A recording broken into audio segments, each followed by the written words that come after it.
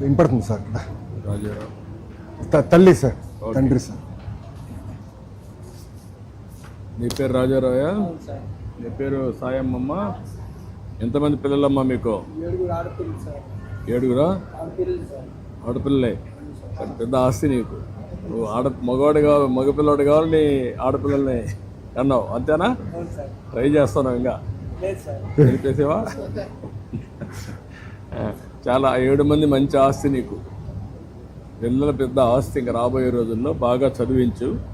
ఇప్పుడు 7 మంది స్కూల్కి వస్తున్నారా?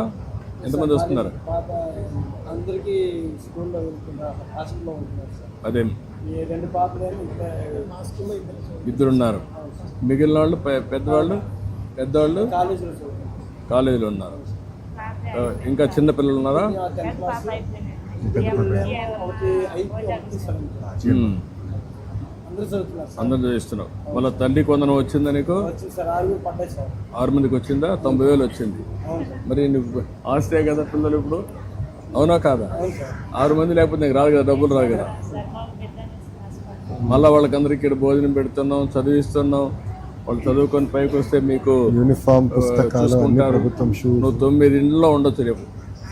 9 మంది పిల్లలు. పెద్ద ఆస్తి. చాలా సంతోషం. జూన్ అటెండెన్స్ అన్ని రోజులు ఉన్నావు. అక్టోబర్లో మాత్రం 2 రోజులు లేవు. ఎక్కడ పోయావు? జ్వరం వచ్చిందా? జ్వరం వచ్చిందా? చిన్న మళ్ళా నవంబర్లో 1 రోజు లేవు. ఎక్కడికి వెళ్ళింది నవంబర్లో? పోయిన నెల 1 రోజు రాలేదంట. 1 రోజు రాలేదు. ఓకే.